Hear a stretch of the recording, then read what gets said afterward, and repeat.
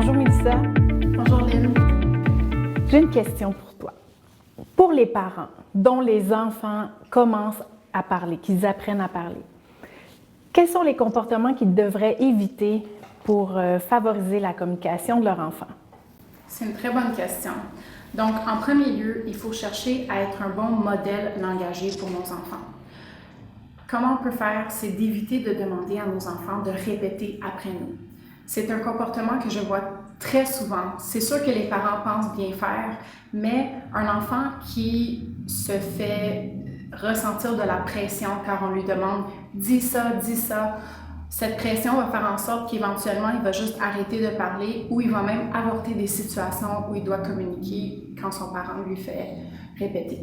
Donc, il faut chercher à être un modèle langagier. Si mon enfant, par exemple, voit un chien et il dit « Regarde, tiens, wouf », plutôt que de lui dire « Oui, dis, le chien jappe.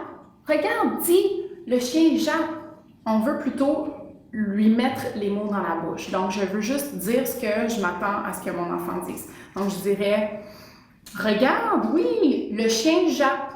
Et de cette façon, je lui donne les mots indirectement qu'il pourrait répéter. On sait que les enfants apprennent par imitation et souvent, eux, vont répéter spontanément après nous. Un autre élément à retenir, c'est d'éviter de constamment questionner nos enfants. Encore un comportement que je vois très souvent. Les parents veulent démontrer les capacités de leurs enfants, leurs aptitudes, leurs connaissances. Mais encore ici, un enfant qui est constamment questionné va peut-être se retrouver en échec car il ne connaît pas toujours la réponse à la question. Comme pour éviter de demander à un enfant de répéter, on veut donner le modèle ou mettre les mots dans la bouche de l'enfant. Alors, plutôt que de lui demander « c'est quoi ça?», je dirais « oh, regarde, le gros chien brun ». Et encore de cette façon, j'apporte l'exemple langagier, le modèle de ce que mon enfant pourrait dire. Et habituellement, les enfants vont avoir tendance à reprendre ces genres de formulations de phrases, le même vocabulaire plus tard. Comme parent, je connais bien mon enfant, j'ai l'habitude de l'observer. Donc, si je vois mon enfant qui va me pointer quelque chose, ou j'ai l'impression qu'à ce moment-là, il a soif et moi, je m'avance et je lui offre son gobelet. Oui. Est-ce que ce comportement-là est aidant à la communication? Bien, en tant que parent, c'est sûr qu'on est les mieux disposés à anticiper ou à connaître les besoins de nos enfants. Mais d'y aller de l'avant à tout moment va éliminer des opportunités de communication. Donc, on veut essayer de se retenir un petit peu avant justement d'anticiper les besoins de nos enfants. On veut leur permettre un moment pour qu'ils puissent initier la communication. Et ils peuvent le faire avec un contact visuel, avec un geste, comme en tendant la main, avec une vocalisation, un bruit, en pointant. Ils peuvent le faire en parlant aussi, soit avec un mot ou une combinaison de mots, dépendamment de leur niveau développemental. Donc, on peut vraiment prendre un petit recul et créer aussi des situations et des opportunités pour que notre enfant communique. Donc, par exemple, si j'ouvre un jeu, je ne veux pas nécessairement donner tous les morceaux à mon enfant. Je vais lui donner quelques morceaux et en retenir quelques-uns et attendre patiemment pour que mon enfant initie avec moi. Je peux aussi mettre le jouet préféré de mon enfant sur une étagère, hors de sa portée, mais là où il peut le voir.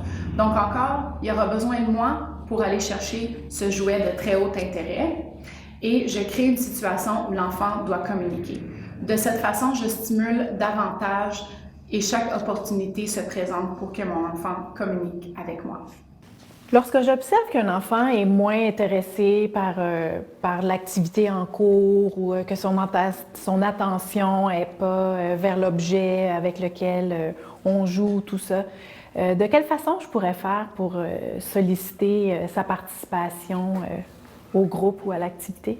Bonne question. En fait, ce que je recommande souvent aux éducateurs, aux parents, aux enseignants, c'est d'éviter de prendre le devant ou de diriger l'enfant vers un jeu de son choix, vers le choix de l'adulte. Ce que je recommande habituellement, c'est d'attendre et de suivre l'enfant dans ses intérêts à lui. Si moi, je choisis un jeu et j'invite l'enfant à participer avec moi, l'enfant n'aura peut-être pas envie de jouer avec ce que j'ai choisi ou bien il n'est pas encore disposé à participer à cette activité.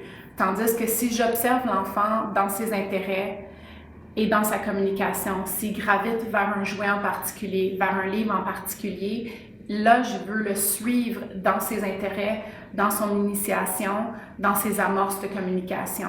De cette façon, j'ai son intérêt. Donc, si l'enfant prend une petite voiture, je peux moi aussi aller prendre une voiture et l'imiter, le suivre dans son jeu.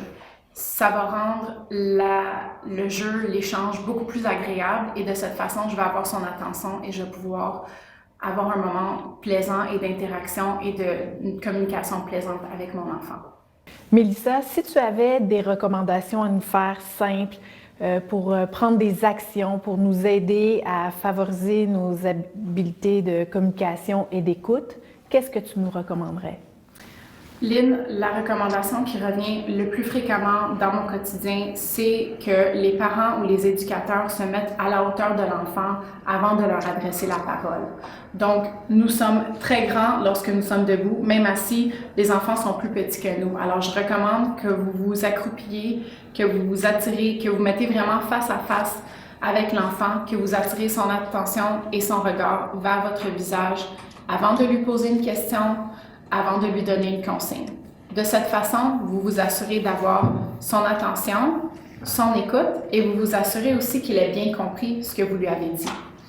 De plus, ça apporte des informations supplémentaires à l'enfant qui apprend par l'imitation. Donc, en regardant votre visage, votre enfant a des informations supplémentaires sur la production des sons et des mots.